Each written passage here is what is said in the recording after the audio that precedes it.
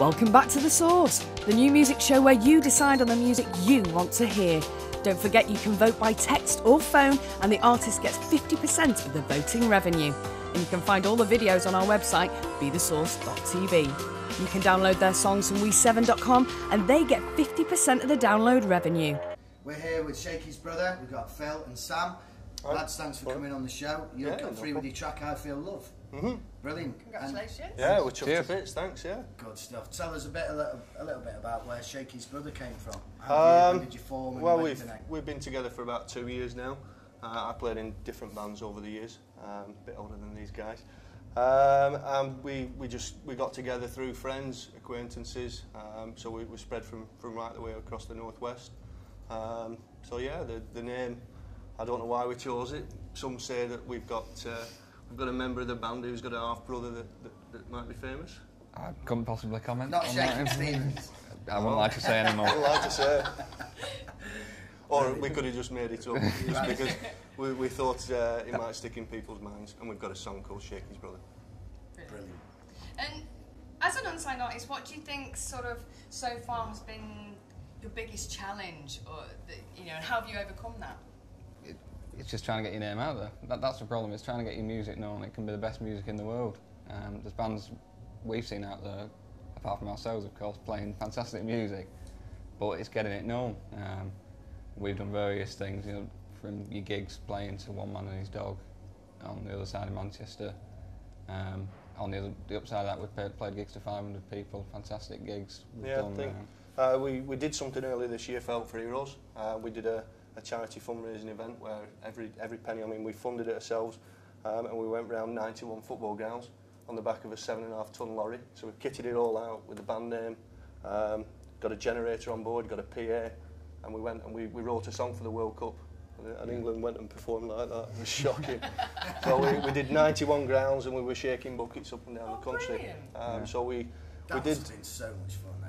Oh, it was. It was 12 days, 3,200 miles that we covered. Learned to drive this lorry and crashed it once or twice. But let's hope nobody from the hire company's watching the Source.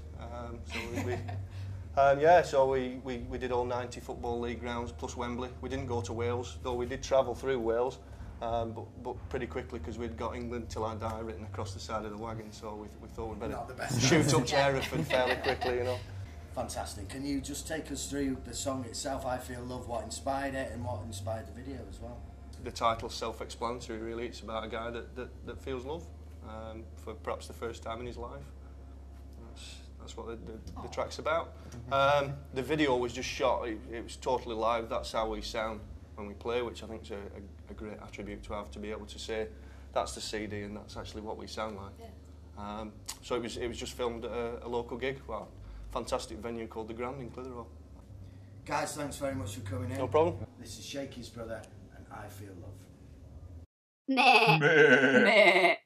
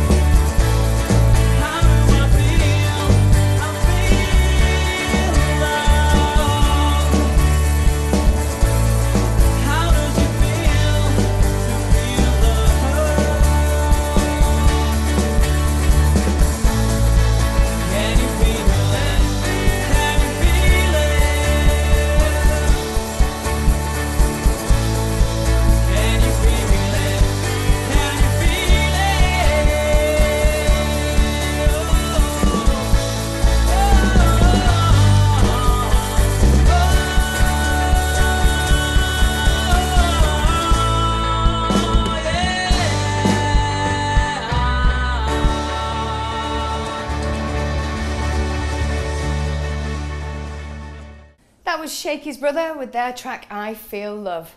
Don't forget you can download all of the artist tracks from we7.com and they get 50% of the download revenue. And also by voting, they get 50% of the voting revenue. But anyway, I think we should go and check up on Ben and see what he's doing with Rowetta. Hi Rowetta, thanks very much for joining us. You're a dance diva, you've been on X Factor, singing with the Happy Mondays, done your own stuff, everything. But singing with Hooky now. Hooky now as band, well. I know. It's been brilliant, or it's brilliant, yeah. How do you keep it going? Because you're kind of not reinventing yourself, but you're always doing something new and fresh. Because I get bored really easily, I think, so... And I'm lucky because I can sing, so it's all right saying I want to do this and I want to do that, but you've got to back it up with a good voice or be able to write songs.